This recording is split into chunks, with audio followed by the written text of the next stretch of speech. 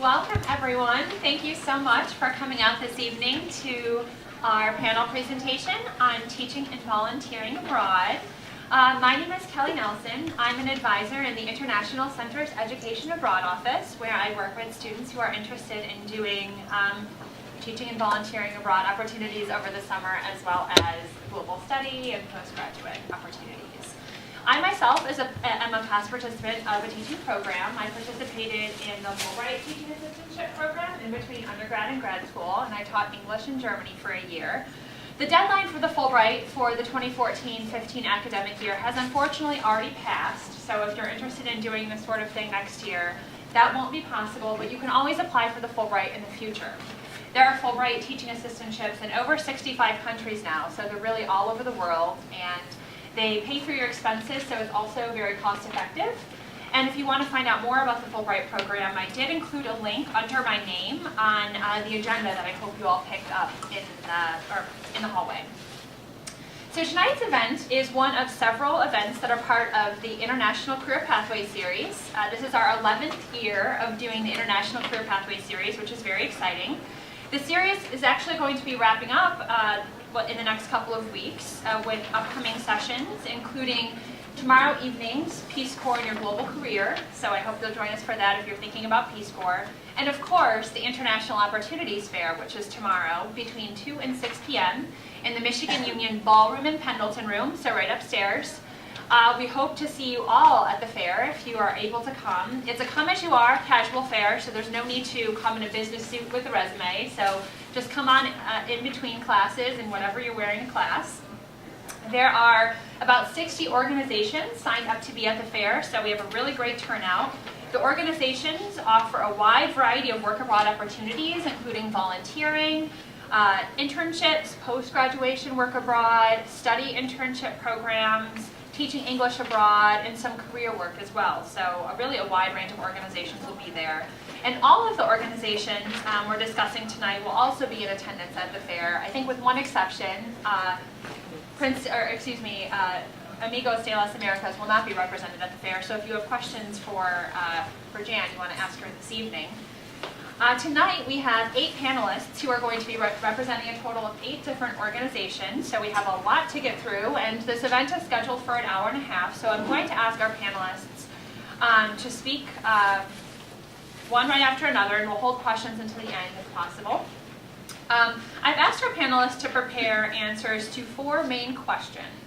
So the first one is, of course, to provide us with an overview of the type of opportunities their organization offers, and if fees are required to participate in the program. I've asked them to talk about what the fee covers and why participants should expect to pay a fee.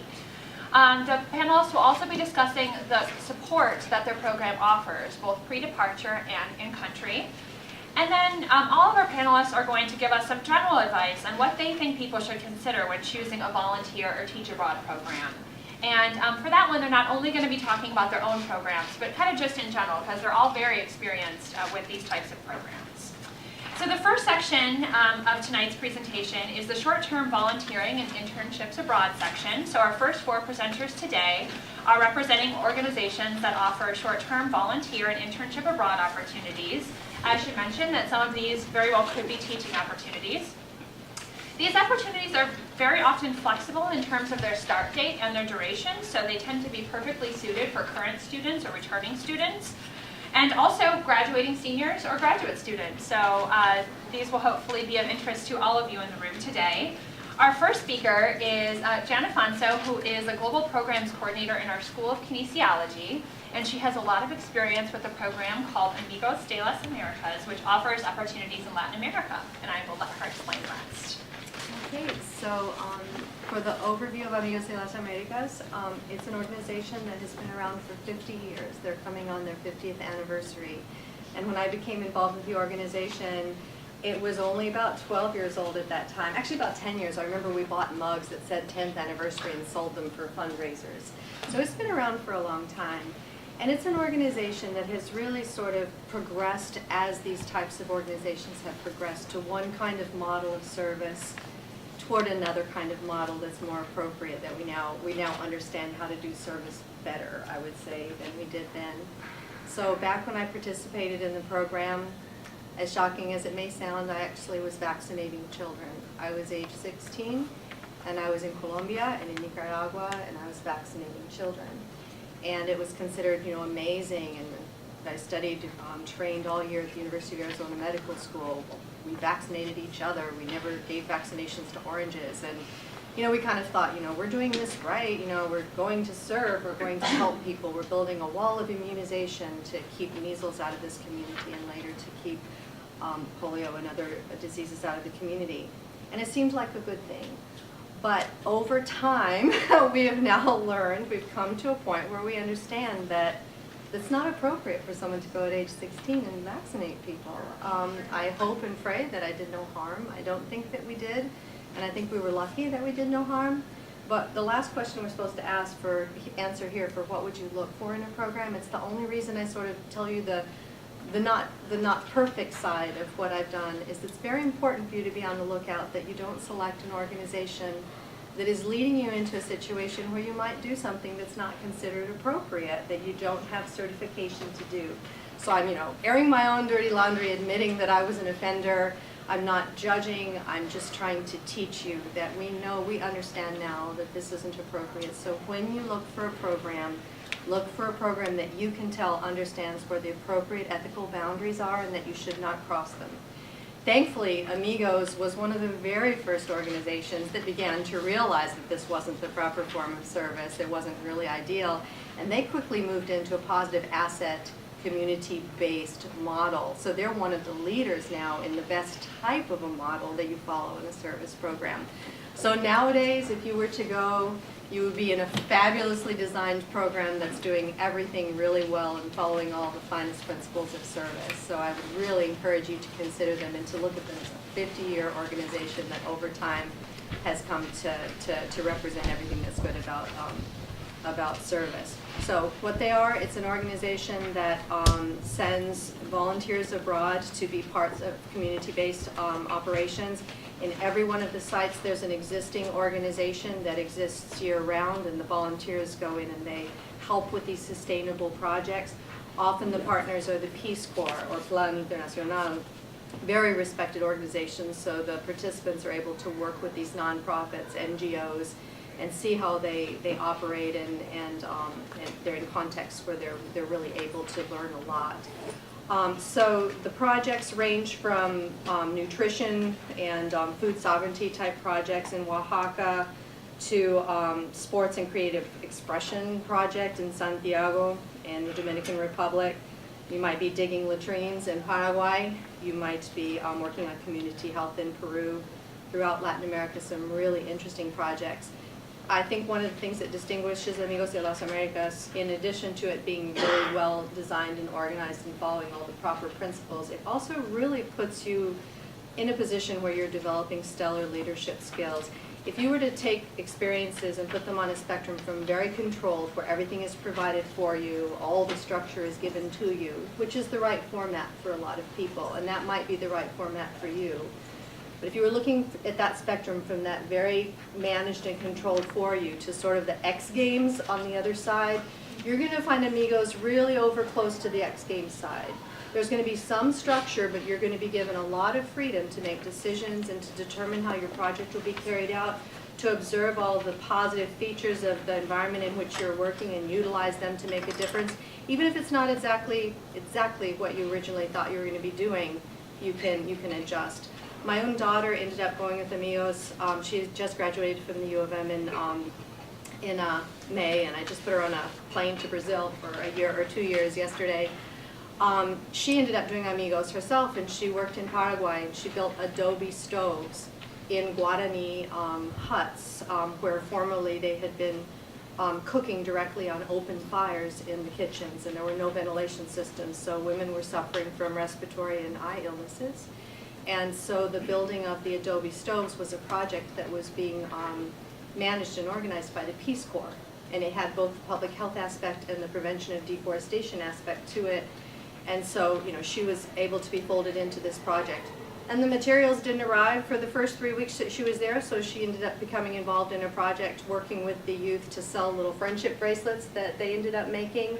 And they sold them and made money to help pay for transportation for people to get to the hospital in the big city, because that was something that was always difficult for people to afford transportation to go to the doctor when they needed to. So that's an example of where she went to build adobe stoves and ended up doing something different, but the nature of the program allows you to use your own creativity and adapt as needed.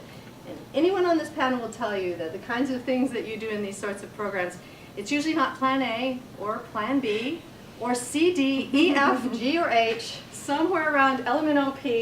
Hopefully by the time you get to Z, that's the plan that's going to end up working. And that's what you get out of doing these programs, is this flexibility to adapt, to figure out something else when you need to, and to work out a way to be of use and to learn from your experience. And so it's another thing I would look for in a program. Yes, there's a fee in this program. It's at 8 weeks is generally the length of one of the experiences, and it's going to run you between $5,000 and $6,000. They provide a lot of support in fundraising that you can do for the project. They're completely tax-free type organizations, so people that might support you can write it off as a tax donation, and they support you through that. There is a training phase both in country as well as before you depart. A lot of training actually goes into it. If you live where there's a local chapter, you actually do the training in person with the folks that work with the projects. If you don't live where they have a training site, then there's an online version of the training, and then before you depart the United States, you spend several days in Miami or Houston doing some training in person before you depart for your country, and then in country you have a training phase as well. So I think I covered the topics. If you have any questions about Amigos, the website is Amigos Link, so it's the word Amigos, LINK.org.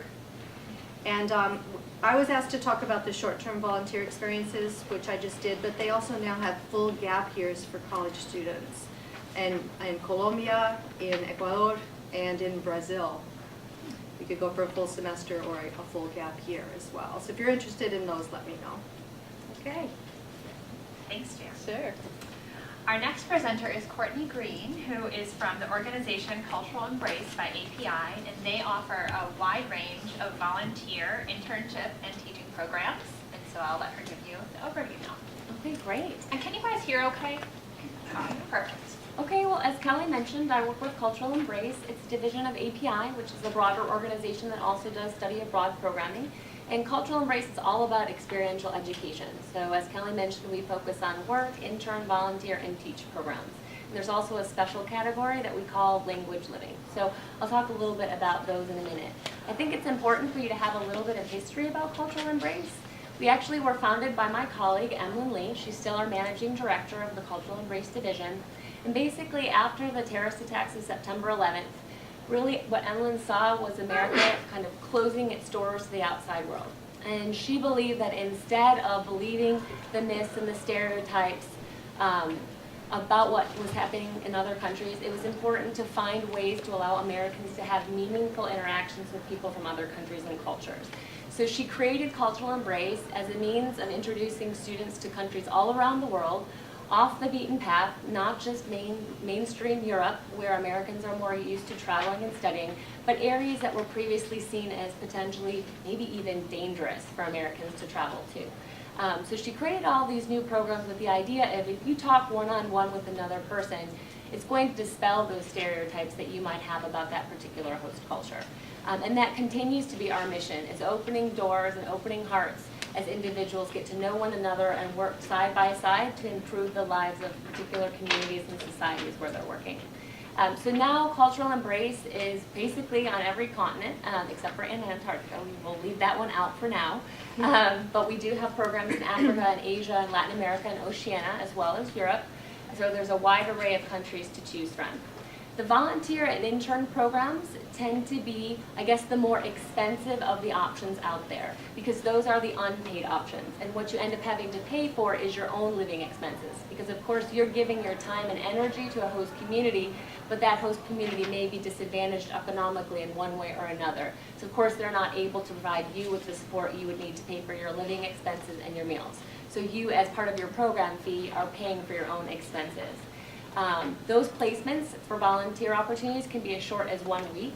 So sometimes organizations, particularly student organizations, are interested in using their spring break to go abroad and work on a particular project. They might want to establish something that they would do year after year and continue to give back to one particular community. That's something that we really like to see when it comes to sustainability. It's nice for our partner organizations to know that they can depend on a particular student group to provide support to a community year after year. And then we have things like internships where you have to devote a minimum of 1 month, because otherwise for the organization that you're working for, it wouldn't make a lot of sense to train you and have to do all that work for you just to stay for something like a week. So some placements are longer than others. Our work experiences are in Australia and New Zealand, and our teach experiences by and large require individuals to have completed their bachelor's degrees. There's one exception to that rule, and that's our Teach Abroad in China program. There are some summer options where you can go to China and teach English in local schools, and you can do that for a short-term period of study. The primary characteristic that they're looking for is a native English speaker, so that their Chinese students can get used to the American accent. So you can go as a younger student in that program, but the Teach programs by and large do require you to have the bachelor's degree. So that's a great post-baccalaureate opportunity for students who want to pursue more international opportunities before going on to grad school or looking at other professional options. Okay, so what are the fees and how do they vary? Some fees for API and CE by API are as inexpensive as $150. So I highlight that because we have one incredible Teach program that's based in Colombia. And basically, the Colombian government is helping to subsidize the cost of your participation in a Teach Abroad program. Because what ended up happening is Colombia, potentially because there are so many Americans who are afraid of going there, doesn't get a lot of interaction with international people from the United States.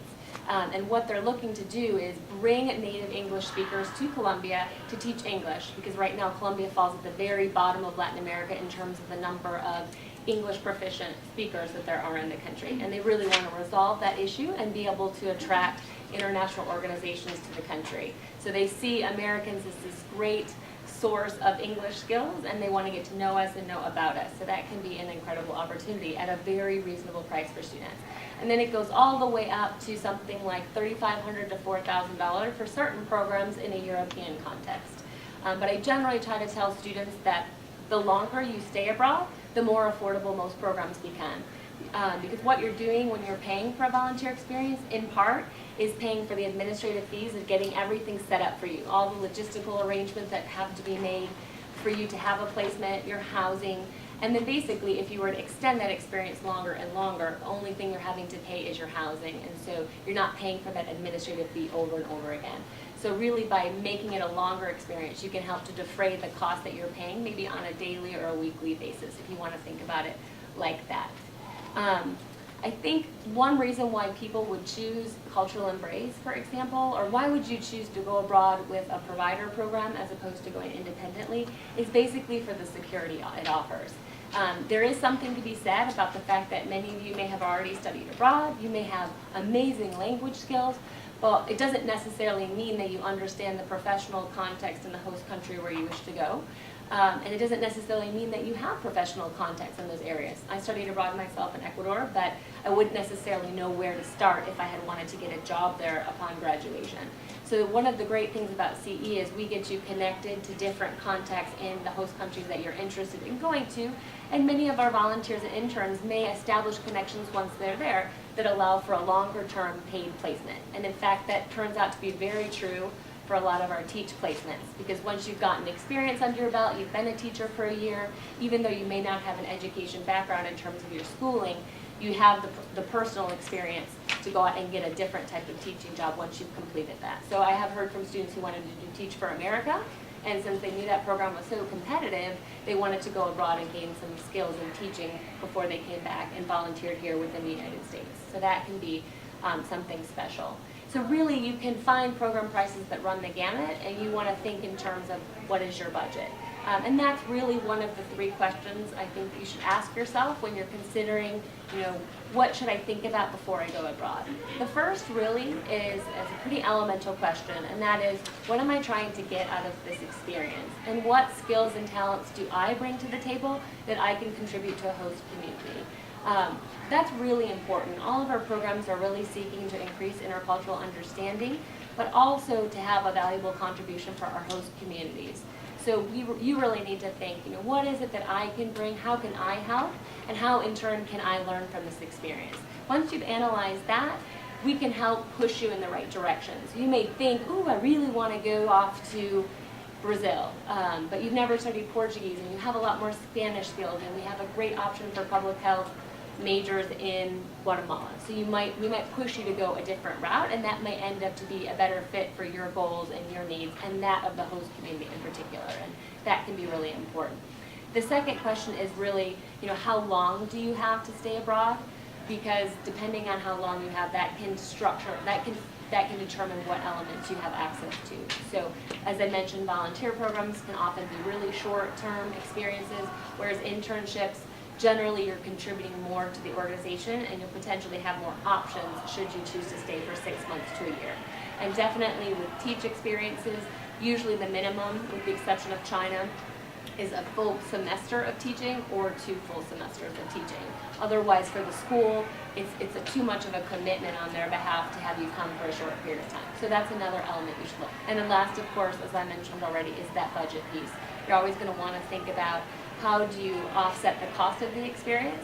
And that's why it's really nice to know that a lot of these programs do come with monthly stipends, because we do recognize that you are making an effort, you are contributing, and the host culture or society wants to reimburse you for that effort and help you defray some of those costs. So while you might not end up saving thousands of dollars when you go abroad, you may come out net zero, which is still pretty important to have not gone into debt in order to have this incredible professionally enriching experience and have spent significant time abroad.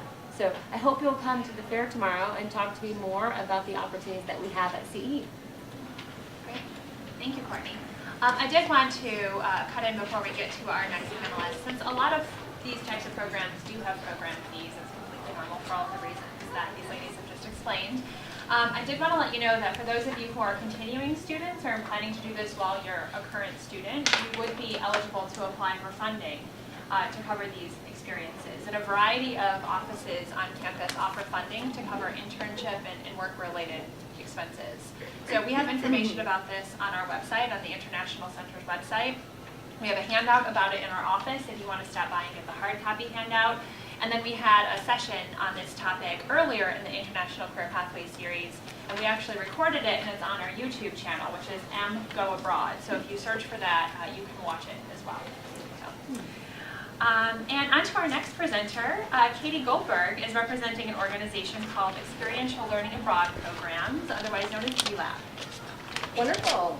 Hi everyone. So I am representing ELAP, which is Experiential Learning Abroad Programs, which is the Service Learning and Internship Division of ISA, International Studies Abroad, a lot of acronyms. But we offer opportunities for students and recent graduates or non-traditional students to do alternative breaks, group projects over the summer, internships, and service learning. So you can work with us for as short as 1 week on an alternative break, and as long as a full academic semester abroad. So we have placements in 10 different fields, like healthcare, arts and culture, like technology, education and ESL, social work. We have a total of 10 different placements. And so each of our locations, we work in 11 different countries around the world, and each of the cities that we work in has a different profile of different placements. So each country and each placement is totally unique and special and can provide you with personal and professional development. I just wanted to give you some examples of opportunities. One of our alternative breaks, you're able to work with leatherback sea turtle conservation on the Caribbean coast in Costa Rica, so that would be a 1-week volunteer experience. Some other examples, there's lots of teaching opportunities in all grades and levels, from adults to university students to middle school, high school, at-risk youth, and nursery school and elementary school. One example of that is teaching English to university students in Seoul, South Korea, is one of our placements. Some more examples of some specific placements I wanted to let you know about would be working in a nursery school, or also doing hippotherapy, which is using horseback riding for therapeutic reasons in Valparaiso and Viña del Mar, Chile, which is really special and really unique. Other options include Agriculture Animal Care Center in Cuzco, Peru, where you get to work with llamas and alpacas, and then also learn how to shear their wool and use it for traditional textiles, which is incredible. I also wanted to kind of highlight something special about ELAP. We do internships and service learning, but it's kind of one and the same for us because both you complete something which is called portfolio. We would say internship learning, but that's not really a phrase quite yet. But what the portfolio is before, during, and after your placement, you are working on the creation of this portfolio, which includes reflective essays, group discussions while you're in your placement with our on-site staff. In all of our locations, we have an on-site office and an ELAP coordinator that's an on-site staff member for you. And so every other week you have a group discussion with your other ELAP participants and you talk about your struggles and your successes. And you also submit weekly a log of hours. So your tasks and the hours that you are working in your placement. And then finally, at the end of your placement, you have a supervisor evaluation, which is really great, and then a certificate of the total number of hours that you were at your placement. And so this portfolio is in our service learning placements as well as our internship placements, which could be used in a variety of ways. It's possible to even get academic credit for your portfolio, which I think is really special and great, but also just a great thing to put on your resume, to talk about during an interview, what have you. Yes, there is a program cost. It really varies on the location and the length of time that you're in your placement. Our most affordable alternative break is $1,350, and our most expensive placement, which would be in India, is $6,000 for 12 weeks. So there's a wide range of prices. The reason for this is because we offer so many services. So things that are included are like visa support, advising from our Austin, Texas office. Like I mentioned before, we have an on-site office and on-site staff in all of our locations. This also includes medical insurance, airport transportation, a transportation stipend while you're there, as well as a stipend to pay for any materials that you may need in your placement, as well as a donation to the host organization as well. And that also encompasses the portfolio that you'll be completing. Finally, I wanted to touch on what you should consider when choosing a volunteer or teach program. I think most importantly, just compare apples to apples when you're looking at all of our programs. You might be wondering, like, well, why does this program have a higher fee, or this one is free? Just kind of cover all of your bases and try and put every program on a level playing field based on price, the services offered, the certification that they're able to provide to you. And definitely, but while you're doing your research, just kind of figure out what your goals are, like what are your main objectives and goals for this experience, and really do your research and see if that organization is able to provide that for you. Great. Thanks, Katie. Thanks. Our next presenter is Kjerstin Olson, who's representing World Endeavors, and they also offer intern and volunteer placements all over the world. Hi, I'm Kjerstin from World Endeavors, and we're based in Minneapolis, Minnesota. We started out with just a few volunteer programs in Nepal and Thailand, and since then we've encompassed other areas like customized internships, study abroad programs, and group programs as well. So a little bit of everything. I'll focus on the volunteer programs and internships a little bit for this talk, but yeah. We have volunteer programs in Latin America, Africa, and Southeast Asia. Some of the locations are Costa Rica, Brazil, Guatemala, Ghana, Thailand, Philippines, and Nepal. There's a range of volunteer projects, and each location is a little different. There's environmental and wildlife conservation, women's development, teaching, child care and orphanage assistance, things like that. Sports coaching, sustainable agriculture, there's a wide variety. Teaching is available in all of our locations. One in Jamaica, we just have deaf education, but kind of along the same lines. The teaching projects that we have, it's teaching children or adults or women's groups. There's kind of different groups that you can teach. Some of the subjects, it's not just English teaching, it might also be tutoring with whatever the kids need help with. They're helping with their extracurricular activities or teaching professional skills to groups of women or adults who need a little boost in that area to become more independent. Really with our volunteer programs, it's helping out wherever you can and using your strengths and skills to really help the people that you're volunteering with. So our volunteer programs are short-term, 2 to 12 weeks. We can do as short as 1 week for spring break. They all run year-round and have flexible start dates. So you just choose whatever Monday on the calendar you want to go and how long you want to go for, if it's a full summer or a break here or there, or just a random few weeks you want to cut out, that all works. They are very immersive programs. We have coordinators, local coordinators that we work with in each of our locations that help us run the program while you're there and are a really great source of support while you're in the country. We also do have teaching internships. We call them education internships. And those are a little more customized than the volunteer programs. So our volunteer programs are with schools or organizations that we have worked with in the past, and we've established that relationship, and the internships are all customized, so based on you, your experiences, skills, things like that. Those also you run year-round whenever you want to start, 2 to 6 months, so a little bit longer of a duration for those. We've talked a little bit about why there is a program fee. There is a program fee for all of our programs.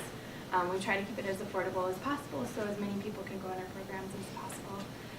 It covers the placement. Housing is included with all of our programs. It's usually host families, and if not, it's volunteer housing with a lot of different volunteers. There's travel medical insurance, pre-departure handbooks and preparation, and all of that support while you're over there and before you go. We have a lot of helpful staff in our office over in Minnesota that are always happy to answer your questions via phone and email, and so those are there too. The costs that are covered with the program fee, a lot of our volunteer locations are in small communities, so there's not much funding. It's an investment in you and you're investing in them, so that's another reason why there's the cost. And we also do make a program donation for most of our volunteer programs as well. The support, I think, is the next question. We offer a lot of pre-departure support before you even go. Like I said, we're available for questions that you have, and we also have kind of a format that we follow to make sure we're covering all the bases, like what happens if you get homesick, or what should I do to prepare myself for this specific location or this specific type of program. So that's the pre-departure support. While you're over there, like I said, we have an in-country coordinator that's right there to pick you up at the airport and kind of show you through and give you support. And if you're having an issue or there's a language barrier or something, they're all English speaking and they're happy to help. So that's there as well. When you are considering a program, I think there's a lot of things that need to come into play. You know, it's not one of those decisions that you can just jump into. Maybe some people can, but it's a financial decision that you're making, and it's longer term than just volunteering here every once in a while. So things to think about, definitely comfort level for how much you're willing to give and take in a program. For example, Costa Rica is it's not too far away, it's maybe shorter term, and it's within reach, versus Nepal, which is not Western toilets. It's completely different. You might be sleeping on a pallet on the floor. If you like camping, that would be a good place, but maybe you don't want to put in that much effort if you aren't ready to take it on, because then it becomes a distraction rather than really giving back and focusing on the things that are important. Strengths and interests are another thing to consider. What really are your strengths and interests? Are there some things that you want to build on, or are there some things that you have and know that you can use for the benefit of the others in the community that you're going to? Be open-minded. I think somebody else said something about that. This is a volunteer experience, so it's, who knows what's going to happen in any given day. We can give you kind of a typical day schedule, but it probably won't follow that very often. So just be open-minded, and that way you can welcome up more transformative experience. So I think that's great. Thank you. So our next presenters are going to be talking a little bit more about teaching English abroad and other post-graduation opportunities. As these opportunities very often require that participants have a bachelor's degree, they're really perfect for those of you who might be graduating seniors or are graduating from a graduate program. While there are some teaching English programs that are less than an academic year, and we've heard about some of them, the ones that we're going to hear about next are at least one academic year in duration. So our first speaker today is Olivia Killeen, who is a current U of M medical student and a past participant in the program Princeton in Asia, and she'll talk to us more about opportunities available through Princeton Asia. So. Thank you. Hey guys, I'm Olivia, and like Kelly said, I did Princeton in Asia. So Princeton in Asia is a fellowship program. It lasts at least 1 year. It's a postgraduate program, and many people choose to stay for more than 1 year. Like the name implies, all of our posts are in Asia. So if you're looking to go to Mexico, this is not the program for you. I'm an alum, so I can speak from that perspective, and if later on you have questions that are more related to administration, I can point you towards a better resource than me. But my fellowship was in China, in Hangzhou, which is a city a couple hours outside of Shanghai. It's one of those cities that we never hear about in America, but there's more than 8 million people, so it's about the size of New York, and we never hear about it. I was teaching English, but Princeton Asia has both teaching fellowships and non-teaching fellowships.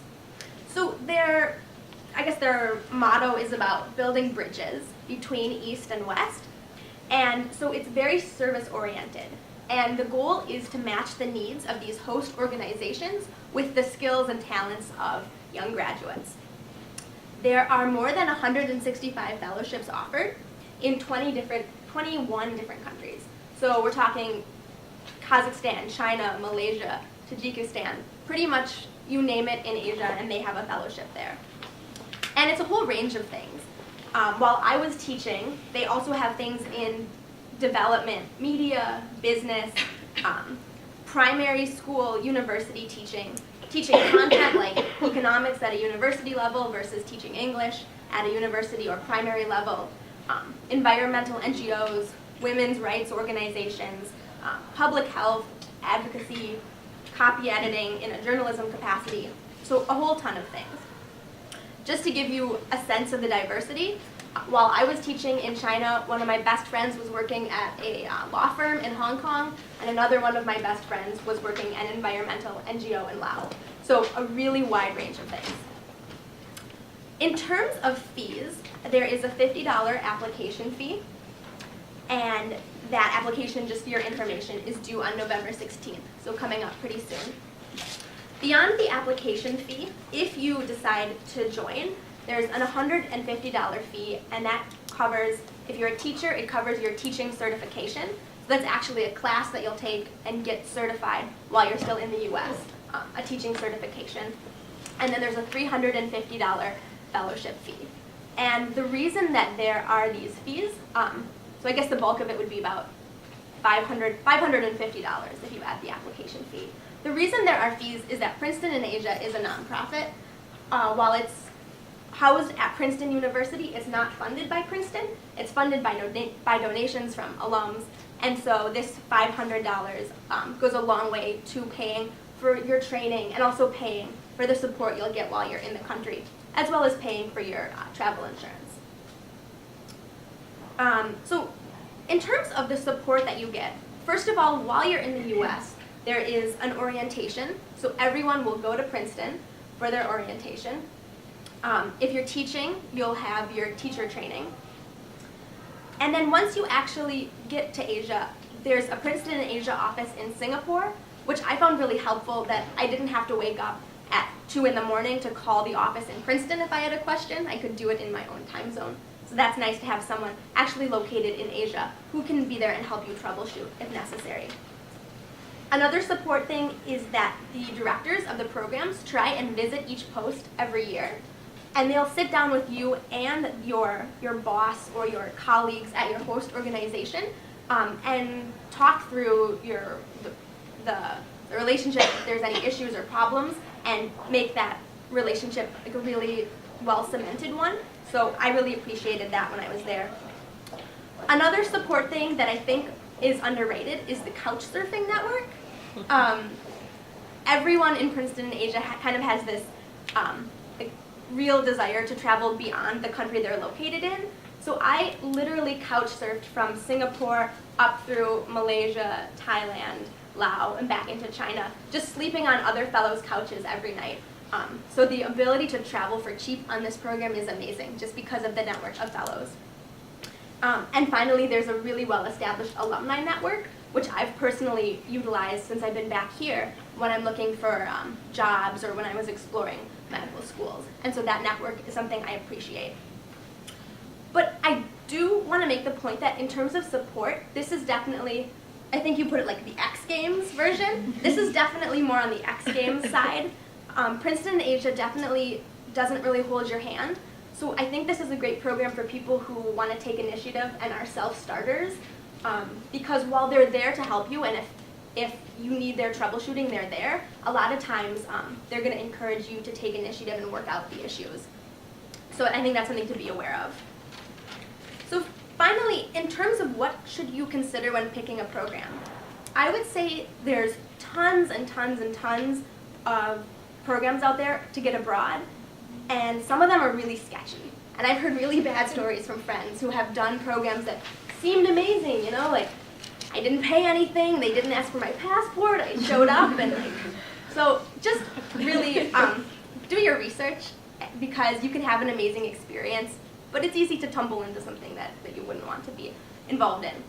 I guess along with that, talk to other folks who have gone to Michigan or been in your major or whatever, because they have probably done a lot of things abroad and can refer you to what worked for them and what didn't, which programs they found particularly amazing. And finally, just one last piece of advice is I would say be flexible and push your comfort zone. I think especially if you want to have a real service-focused experience, acknowledging that that your skills and the needs of the organization really need to match well is important, and going into it with open-minded, like, I know I want to teach, but maybe I'll be flexible about city versus rural location. I think the more flexible you are, the better that your program can help like match your talents with the needs, and also like the more you'll grow from the experience. So good luck, everybody. Thanks, Olivia. I did want to mention that Princeton in Asia, well, they've been around for over 100 years, which is exciting, but there are similar programs in Africa and Latin America. So there's Princeton in Africa and Princeton in Latin America as well. So if you're interested in those regions, you should take a look at those websites. And if you simply Google the names, you'll definitely find the website. So our next presenter is Jeanette Hardy, who is representing CIEE Teach Abroad. Hi everyone, I'm here from CIEE, which stands for Council on International Educational Exchange. We're based out of Portland, Maine, and we are probably most well known for our study abroad programs. We have inbound and outbound programs, and we have a lot of study abroad programs, and maybe if you studied abroad on a CIEE program. We also have teach abroad programs. So teach abroad programs are meant for people that hold their bachelor's degree. Right now we have programs in 7 different countries, and we are constantly building new programs. There's a really high demand for native English speakers around the world that are interested in traveling to teach English abroad. So whether you knew it or not before you came here today, there's a lot of people that want you to go abroad, and they're not just sitting up here. So we have programs in Chile, China, Dominican Republic, South Korea, Spain, Thailand, and Vietnam. In those countries, there's a lot of different options. So usually there's 2 or 3 programs in each country, and the programs are a little bit different. So I'm going to speak kind of generally about all the programs, and then to get specifics on the program, I would definitely recommend going to the website. So all the positions are paid teaching positions. This year, we're actually adding in some volunteer programs, so over the next year, some positions won't be paid, but there will be accommodation included. So you can go abroad, volunteer to teach, and stay with a host family while you're teaching. So there's not much cost once you're in country, but you're not getting paid like the rest of our programs. We have start dates throughout the year. Right now we are accepting applications for a few of our spring programs we're finishing up the applications for. So I believe we still have applications open for Thailand and Spain for the spring. Otherwise, we're opening applications for all of our fall programs, which is usually the most popular option for people graduating in the spring. So you get the summer at home and then you go abroad in the fall. Program fees. We do have program fees for all of our programs, and the program fees really are determined by how much support is provided and what's included. So they range from $1,000 to $4,000. $1,000 would be just, you'd have the basic support that CIEE provides, which is pre-departure and in-country support. So pre-departure, we give you all the advising you need, so we help you find a program that's right for you. You work through the application. If you're accepted into the program, you have our pre-departure support, so we help you get a visa. You have online webinars. You call us whenever you need to, you email us whenever you need to, and we help you with whatever you need. And then when you arrive in country, you have in-country support. So you have an orientation. For all of our programs, we have in-country staff, so someone that's based in that country that's a CIEE staff member that's there to help you if you need it. So email, phone calls, they're ready to help you.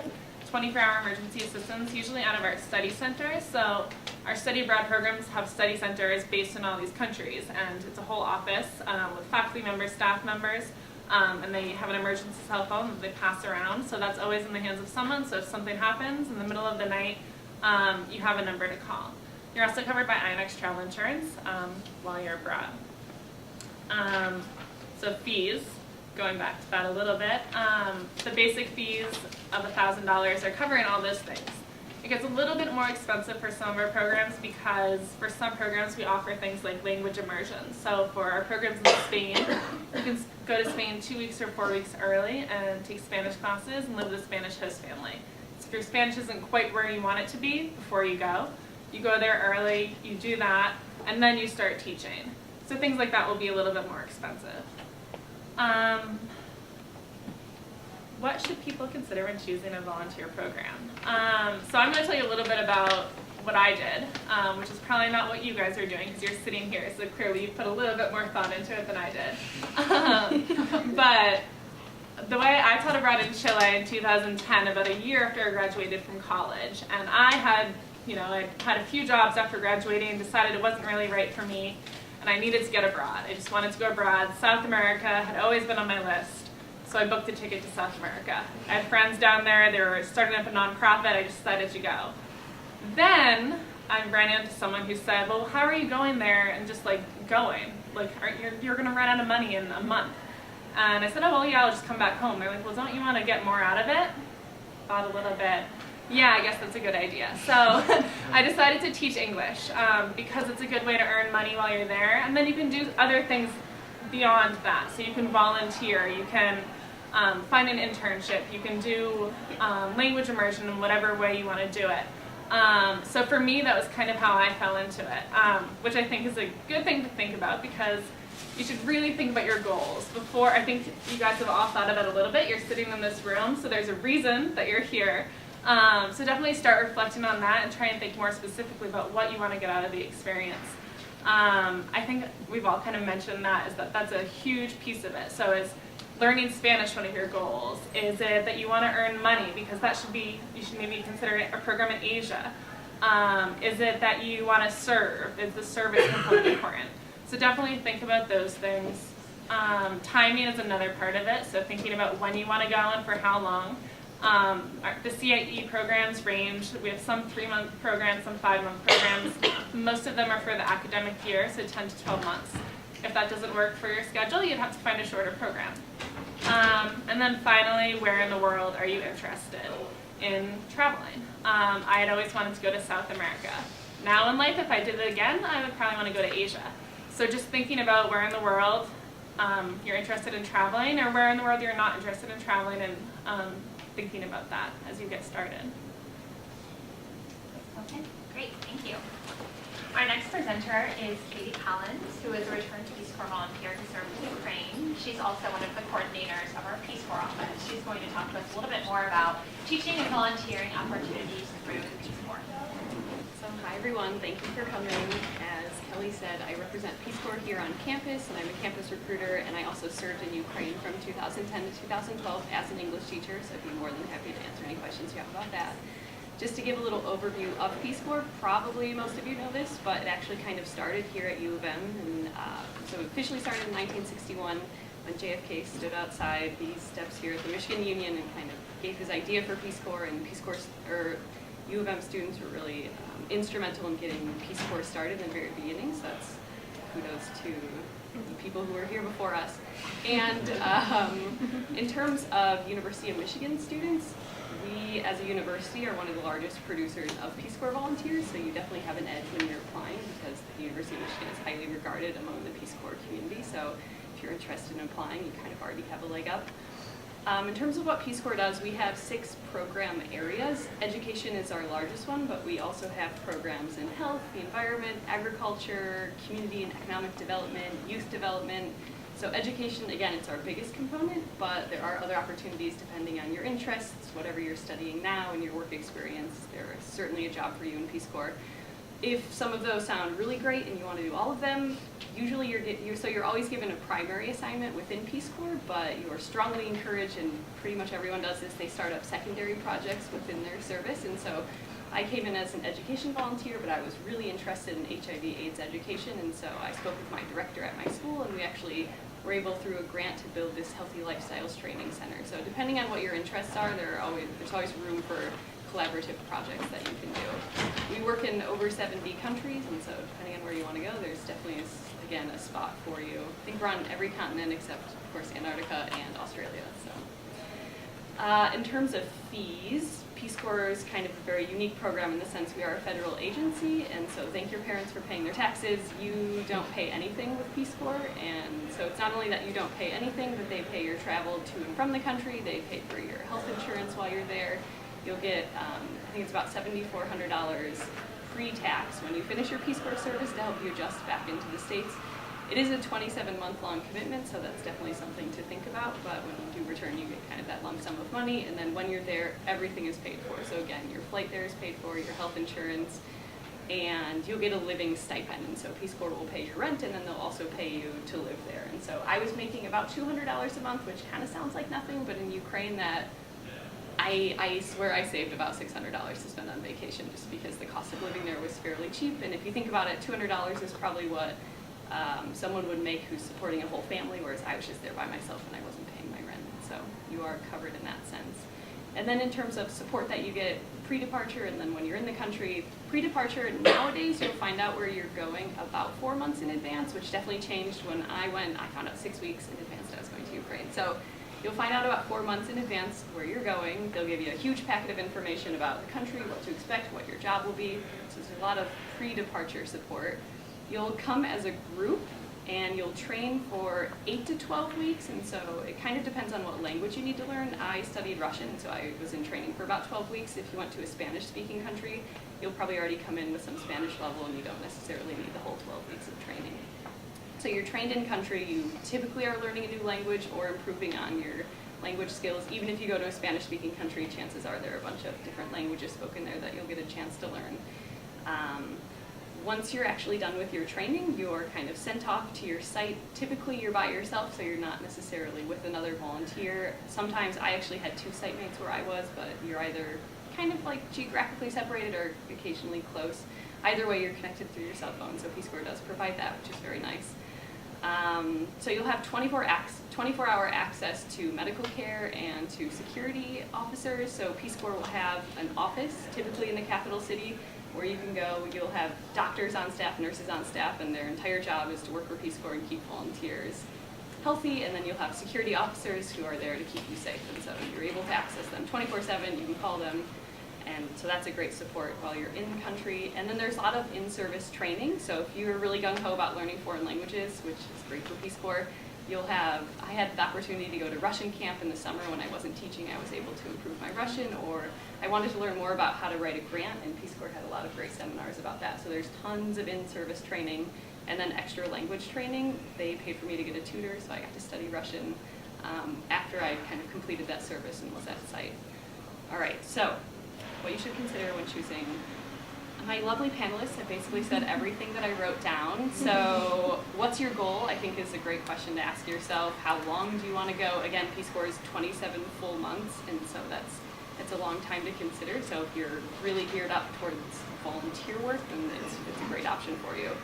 And then also where you want to go. So we are in over 70 countries, and something very new with Peace Corps, you're actually able to kind of choose where you go, or you have a lot of input in that application process. So when I applied just a few years ago, they kind of just sent me to Ukraine, but nowadays you're actually able to speak with your recruiter, and it's a really collaborative process. So let's say you really want to go to Peru and there's a certain program there you want to do, we absolutely take that into consideration. So there's a lot of choice now, which is really great. One thing I had written down, I feel like people touched on this, but I guess ask yourself what skills you want to gain. Obviously, if you're considering Peace Corps, you are interested in service work, so of course, what do you bring to the table and how do you want to serve others? But also ask yourself, what skills do you want to gain from the experience? And with Peace Corps, that's obviously language skill, but also just great professional development. So a lot of times we say during events like this with Peace Corps, maybe after graduation there's not a job in the States where you could actually get the level of responsibility that you're given as a Peace Corps volunteer. So if you're looking for something kind of long-term and something that you can come out of it with a lot of professional development and professional experience, then Peace Corps is definitely an interesting and awesome opportunity for you. So I have an office here in the International Center, so in room 10, right next to Kelly. If you have any questions, we have office hours every day. If you go through the application process, we'll actually be the ones interviewing you, so it's great to come chat with us beforehand. And I think I had some brochures and whatnot out there, but if you got the little orange sheet, it's got our Facebook page, and then you can find our office hours there. So more than